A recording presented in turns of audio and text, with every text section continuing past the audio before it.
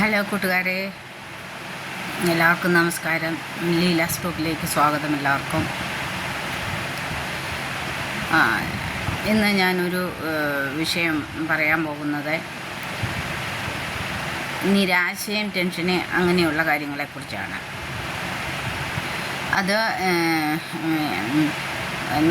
നമ്മുടെ ഉള്ളിൽ നമുക്ക് നിരാശയോ അല്ലെങ്കിൽ നമുക്ക് ഭയങ്കരമായ ടെൻഷനുകളോ കാര്യങ്ങളെ ഒക്കെ അങ്ങനെയൊക്കെ ഇത് വന്നുകൂടി കഴിയുന്ന ഉടനെ പിന്നെ നമ്മൾ ഭയങ്കരമായിട്ട് ഫെഡപ്പായി പോകുന്ന ഒരു സന്ദർഭമുണ്ട്.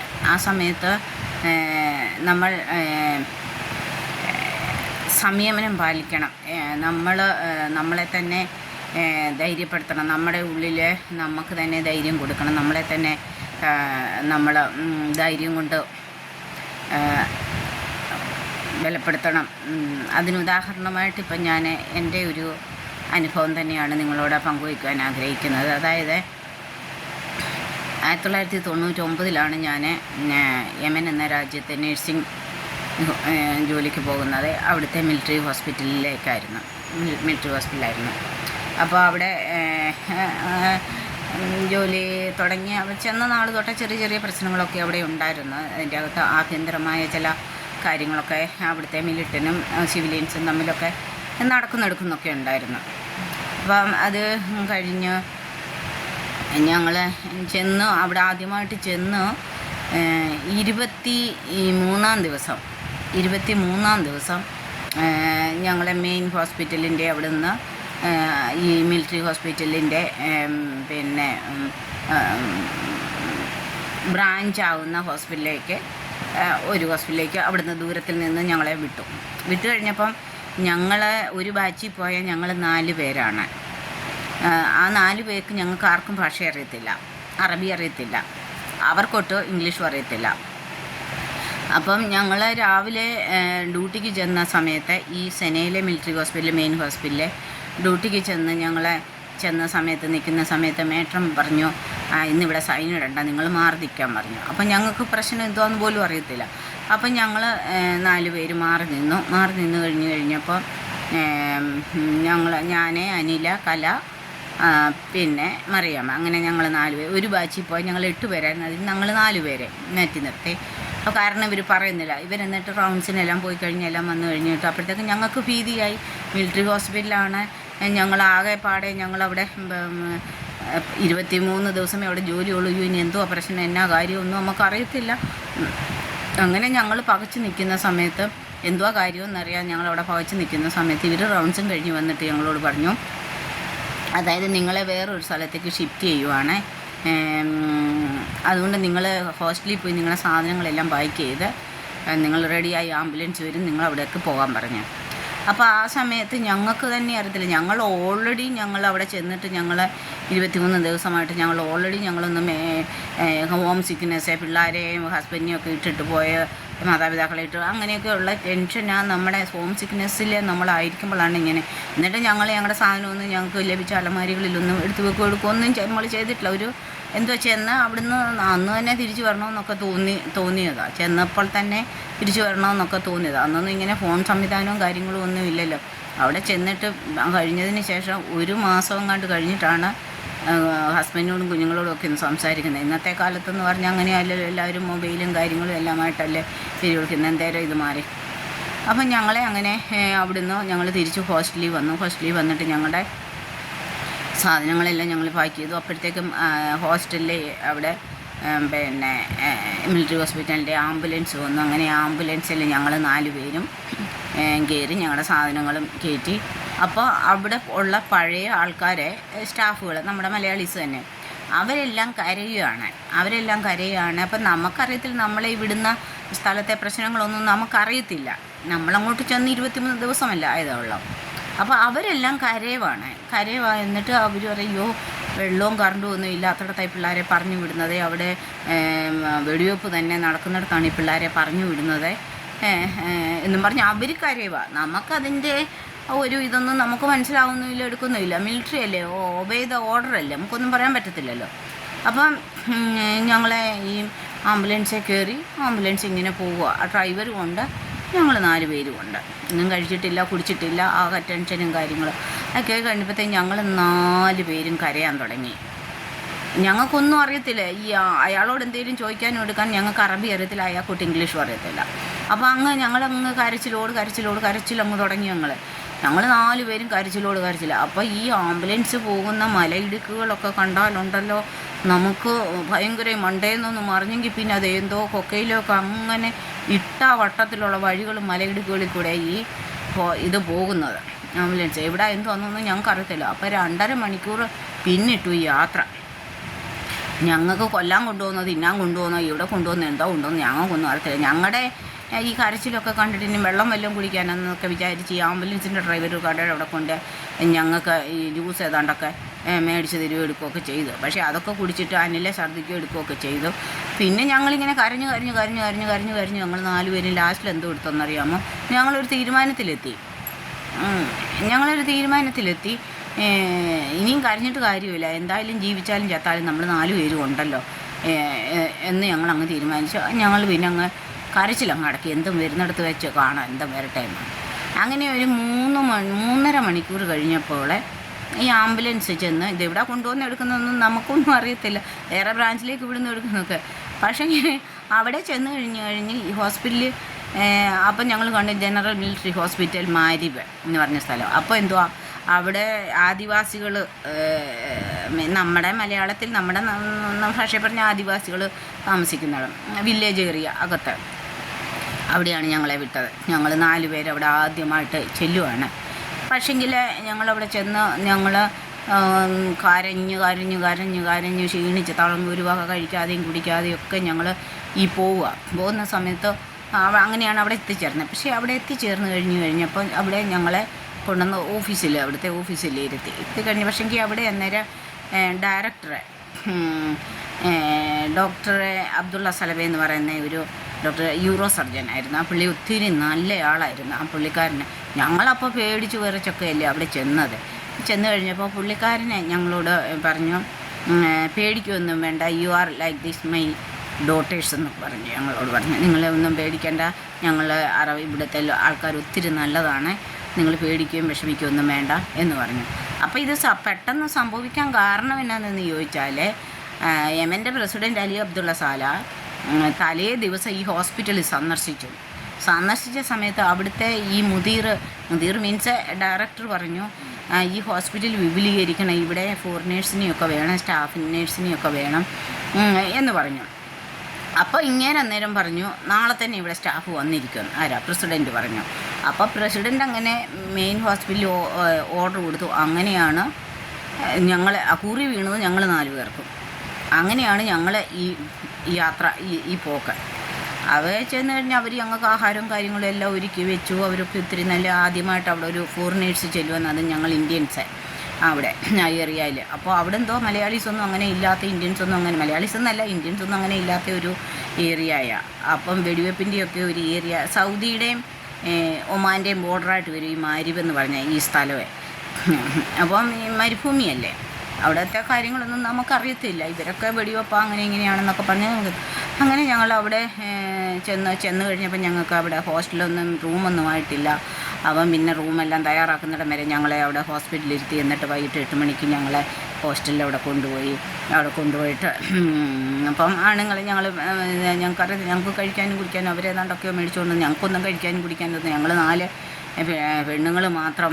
പിന്നെ അവർ പറഞ്ഞു, കഥകൊന്നും തുറക്കരുതേ, പിന്നെ ഞങ്ങളെ ഹോസ്പിറ്റലുകാരെ കാണാതെ, ഞങ്ങളുടെ ആംബുലൻസ് കാണാൻ ജനലിൽ കൂടെ നിങ്ങൾ നോക്കാവോ, നിങ്ങളെ ഇത് ചെയ്യരുത്, എടുക്കരുതെന്നൊക്കെ ഞങ്ങൾക്ക് കുറേ ഉപദേശങ്ങളൊക്കെ ഇംഗ്ലീഷ് അറിയാവുന്ന മനുഷ്യനെ കൊണ്ട് പറഞ്ഞ് ധരിപ്പിക്കുക എടുക്കുകയൊക്കെ ചെയ്തു. അങ്ങനെ ഞങ്ങളവിടെ ആയിരിക്കുന്ന സമയത്ത് അപ്പോൾ അവിടെ റംസാൻ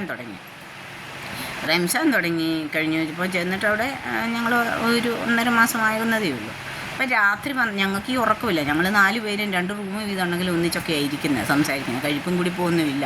പിള്ളേരെയൊക്കെ ഇട്ടിട്ട് പോയ വിഷമവും കാര്യങ്ങളും ഒക്കെ ഈ അവസ്ഥകളൊക്കെ അറിയാം. നമ്മുടെ ശരിക്കും നമ്മുടെ അവസ്ഥകളൊന്നും നമ്മുടെ വീട്ടുകാരൊന്നും അറിയുന്നില്ലല്ലോ.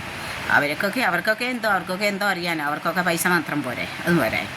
എന്നിട്ട് അത് കഴിഞ്ഞിട്ട് ഞങ്ങൾ രാത്രി 12 മണിയായപ്പോൾ തൊട്ട് ഭയങ്കരമായിട്ടുള്ള വെടി പൊട്ടുന്നു. ഇനി ഞങ്ങൾക്കറിയത്തില്ല അങ്ങനത്തെ ഇനി പടക്കം വല്ലതും പൊട്ടും. അപ്പം ഞങ്ങൾ ഓർത്തിനി ഈ റംസാൻ ഇവിടെ ഇനി ഇങ്ങനെ ആയിരിക്കും, അതിൻ്റെ റംസാൻ്റെ ഒക്കെ ആയിരിക്കും എങ്ങനെ ഞങ്ങൾ വിചാരിച്ചു. പക്ഷെങ്കിൽ രാത്രി 1 മണിയായപ്പം ഈ ആംബുലൻസ് വന്നു, മിലിറ്ററിയുടെ ആംബുലൻസ് വന്നിട്ട് ഞങ്ങൾക്കപ്പം ഭാഷയൊന്നും അറിയത്തില്ല, അവരോട് സംസാരിക്കാനും എടുക്കാനും, അവർക്കൊന്നും ഇംഗ്ലീഷ് സംസാരിക്കാനും അറിയത്തില്ല, അറബി മാത്രമേ അറിയത്തുള്ളൂ. അപ്പം ഞങ്ങളോട് പറഞ്ഞു ഇറങ്ങി വാ പെട്ടെന്ന് പിന്നെ ആംബുലൻസിൽ കയറാൻ പറഞ്ഞു. അപ്പം ഞങ്ങൾ ചോദിക്കുക യൂണിഫോം ഇട്ട് വാങ്ങിയ ഭാഷയിൽ ഞങ്ങൾ ചോദിക്കുക യൂണിഫോം ഇട്ട് വരണോ അതോ അല്ലാതെ വരണോ എന്നൊക്കെ ചോദിക്കുക. അവരെന്തേലുമൊക്കെ ഇട്ട് വാ എന്നൊക്കെ പറഞ്ഞു. ഞങ്ങൾ നിന്ന വീട്ടിലെ ഡ്രസ്സിൽ ഞങ്ങൾ കയറി. അപ്പം ഞങ്ങൾ ആംബുലൻസിൽ കയറുമ്പോഴാണ് ഞങ്ങൾ കാണുന്നത് ആംബുലൻസിനകത്ത് നിറയെ മിലിറ്റൻസാണ്, തോക്കും പിടിച്ച് അവരിയ്ക്കുവാണ്. അപ്പോൾ അവർ ഞങ്ങളോട് പറഞ്ഞു ഇരിക്കണ്ട കിടക്കാൻ പറഞ്ഞു, ആംബുലൻസിനകത്ത് കിടക്കാൻ പറഞ്ഞു. അങ്ങനെ ഞങ്ങൾ 4 പേരും ആംബുലൻസിനകത്തിൽ കിടന്നു. അപ്പോൾ ചുറ്റും ഇവർ തോക്കും പിടിച്ച് പട്ടാളക്കാരെ ഇരിക്കുക. അപ്പോൾ രാത്രി 1 മണിയല്ലേ, എങ്ങോട്ടാണ് കൊണ്ടുവന്നത്? അപ്പം ഞങ്ങൾ ഓർത്ത് എന്തോ ഇവിടെ കണ്ട് എന്തോ പ്രശ്നം ഉണ്ടാകുന്നതിന് ഞങ്ങളെ സുരക്ഷിത സ്ഥാനത്ത് ഇരുത്താൻ കൊണ്ടുപോകാനാണെന്ന് ഞങ്ങൾ വിചാരിച്ചത്. പക്ഷെങ്കിൽ ഇത് ആംബുലൻസ് ചെന്ന് നിന്ന് എവിടാ, ഞങ്ങൾ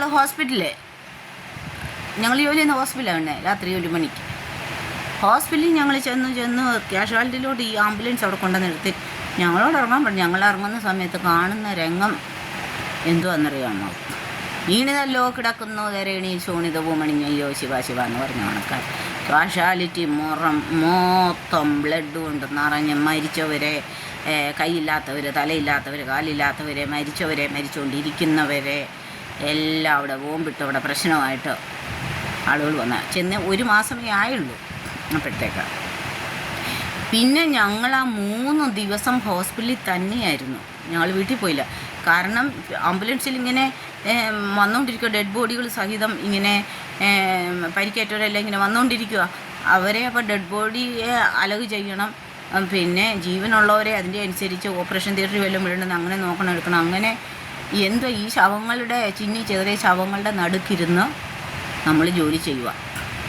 അപ്പം നമ്മളെ ഒന്നും ഇതില്ല. ഇതാണ് ഞങ്ങളുടെ യമനിൽ ചെന്ന എൻ്റെ ആദ്യത്തെ അനുഭവം എന്ന് പറയുന്നത്.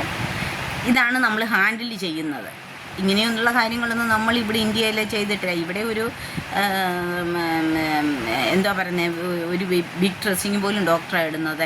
പിന്നെ കത്തീഡ്രലൊക്കെ മെയിൽസിനുണ്ടെങ്കിൽ അതും ഡോക്ടേഴ്സാണ് ഇടുന്നത്. അവിടെ അങ്ങനെയൊന്നും നമ്മൾ വലിയ കാര്യങ്ങളൊന്നും ഇവിടെ അങ്ങനെ ചെയ്തിട്ടില്ലല്ലോ. അപ്പം ഇതാണ് ഞങ്ങൾ ചെന്ന് 1 മാസം കഴിഞ്ഞപ്പോൾ ഹാൻഡിൽ ചെയ്യുന്ന കാര്യങ്ങൾ. 3 ദിവസം ഞങ്ങൾ ഹോസ്പിറ്റലായിരുന്നു. ഇടപെടാതെ പേഷ്യൻ്റ് വന്നുകൊണ്ടിരുന്നു. ഞങ്ങളതിൻ്റെ ഇടയ്ക്ക് പിന്നെ ഡയറക്ടർ ജ്യൂസും വെള്ളവും അതും ഇതുമൊക്കെ ഞങ്ങൾക്ക് ഹോസ്പിറ്റലിൽ തന്നെ മേടിച്ച് തരുമായിരുന്നു. പിന്നെ ഓരോരുത്തർ പോയി ഹോസ്റ്റലിൽ പോയി ഫ്രഷായിട്ട് അങ്ങനെ അവർ കൊണ്ടുവരികയും എടുക്കുകയൊക്കെ ചെയ്തു. അങ്ങനെയാണ്, അതാണ് തുടക്കം എന്ന് പറയുന്നത്. ആ സന്ദർഭങ്ങളിൽ എന്തോ പറയുന്നത്, ഒന്നും അങ്ങോട്ട് ചെന്ന് 1 മാസം കഴിഞ്ഞതേ ഉള്ളൂ. എന്തോ അവസ്ഥയായിത്തീരും, എന്നതാ ഞങ്ങൾ ഈ ഹാൻഡിൽ ചെയ്യുന്നത്, എടുക്കുന്നത്. അങ്ങനെ ഒരു സ്റ്റാഫിനും അത് അനുഭവിക്കേണ്ടി വന്നിട്ടില്ല. മുന്നിലുള്ള സീനിയേഴ്സിനും ആർക്കും അനുഭവിക്കേണ്ടി വന്നിട്ടില്ല. കാരണം ഇതാണ് പ്രശ്നബാധിത പ്രദേശം. അവിടെ ഭാഷ അറിയാൻ മേത്ത ഞങ്ങൾ 4 പേര്. എന്തായാലും ദൈവം തമ്പുരാനെ വെച്ചു. ഇത് തുടക്കമാണെന്ന് ഞങ്ങൾ മനസ്സിലാക്കി. ഇത് തുടക്കമാണ്. ഇനിയും ഇത് തന്നെയൊക്കെയാണ് ഇനി മുന്നോട്ട് കൈകാര്യം ചെയ്യേണ്ടുന്നത്. ഇത് തുടക്കമാണെന്ന് മനസ്സിലാക്കി ഞങ്ങളെ തന്നെ പറഞ്ഞ് മനസ്സിലാക്കി നമ്മളെ ഇതിനെയൊക്കെ ഹാൻഡിൽ ചെയ്തേ പറ്റത്തുള്ളൂ. ഉറപ്പും ധൈര്യവും സ്വയം ഉണ്ടാക്കി. ബൈബിളിലൊരു വചനം പറഞ്ഞ ഉറപ്പും ധൈര്യമുള്ളവരായിരിക്കുക എന്ന് പറയുന്നതൊക്കെ അങ്ങനെ എനിക്ക്. അപ്പം ഞങ്ങളുടെ ഹോസ്റ്റലിന് മൊത്തം ഞങ്ങൾ താമസിക്കുന്നതിന് ചുറ്റും എല്ലാം വെടിവെപ്പ് നടക്കുക. അപ്പം ഈ വെടിയേറ്റ് വരുന്നതെന്ന് പറയുന്നത് എന്തുവാ, എല്ലാം തകർന്നാണ്. അവരുടെ കിഡ്നി, അവരെ ഗാൾ ബ്ലാഡർ, അവരുടെ സർവ്വം തകർന്നാണ് അവർ വരുന്നത്. അതിൻ്റെ അകത്ത് മരിച്ചവരും അനക്കമുള്ളവരും ഒക്കെ ഉണ്ട്. എല്ലാം വേർപെട്ട ശരീരങ്ങളുമായിട്ടുള്ള ഡെഡ് ബോഡികളും ഒക്കെയാണ്. പക്ഷെ അവിടെയൊക്കെ എങ്ങനെ നിന്നു എന്ന് ചോദിച്ചാൽ, ഇപ്പം സാധാരണ ആൾക്കാരാണെങ്കിൽ പിടിച്ചൊക്കെ ഇത് ചെയ്യും, വീട്ടിലോട്ട് പറഞ്ഞു എടുത്ത് ഞങ്ങൾക്ക് വയ്യ കാണാനും എടുക്കാൻ തിരിച്ചു. പക്ഷെ നമ്മൾ പോയത് എന്തുവാന്ന് ചോദിച്ചാൽ നമ്മൾ നമ്മുടെ കുഞ്ഞുങ്ങളെ പഠിപ്പിക്കണം, അവർക്കൊരു ഭാവി ഉണ്ടാകണം, അതിന് ജോലി ചെയ്തേ പറ്റത്തുള്ളൂ അവരുടെ. കാരണം നമ്മൾ ഇതിനെയൊക്കെ തരണം ചെയ്യുമ്പോഴും നമ്മുടെ എന്നെ സംബന്ധിച്ച് എനിക്ക് 4 കണ്ണാണ് എൻ്റെ മനസ്സിൽ വരുന്നത്, എൻ്റെ മക്കളുടെ 2 പേരുടെയും 4 കണ്ണ്. കാരണം അവരുടെ ഭാവിക്ക് വേണ്ടിയിട്ടാണ്, അവരുടെ വിദ്യാഭ്യാസത്തിന് വേണ്ടിയിട്ടാണ്.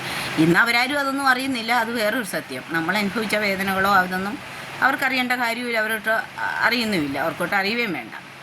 മീൻസ് ഞാൻ പറയുന്നത് അവിടെ നമ്മൾ അഥവാ ഫെഡപ്പായി പോയിരുന്നെങ്കിൽ, അഥവാ നമ്മളവിടെ തളർന്നു പോയിരുന്നെങ്കിൽ, അവിടെ വീണു പോയിരുന്നെങ്കിൽ, ആ രക്തത്തിൻ്റെ ആ ഡെഡ് ബോഡികളുടെ എല്ലാം നടുവിൽ നമ്മൾ ഇതായി പോയിരുന്നെങ്കിൽ നമുക്ക് ജോലി ചെയ്യാൻ പറ്റാത്ത. കാരണം മനുഷ്യൻ്റെ മനസാക്ഷിക്ക്, മനുഷ്യൻ്റെ ഇതിന് തക്കാൻ പറ്റാത്ത തരത്തിലുള്ള കാര്യങ്ങളാണ് നമ്മൾ ഹാൻഡിൽ ചെയ്യുന്നത്. അപ്പോഴും ഞാൻ പറയുന്നത് എന്താണെന്ന് ചോദിച്ചാൽ, ഇപ്പം ഞാൻ ഈ വീഡിയോ ഇങ്ങനെ നീ നമ്മളിലെ ടെൻഷനോ നമ്മളൊന്നിനെയും കണ്ട് ഭയക്കുകയോ എടുക്കുകയോ ചെയ്തു പോയാൽ നമുക്കൊട്ടും ഏതൊരു അവസ്ഥയിലും ഏതൊരു സ്ഥലത്തും നമുക്ക് പിടിച്ചു നിൽക്കാൻ പറ്റത്തില്ല.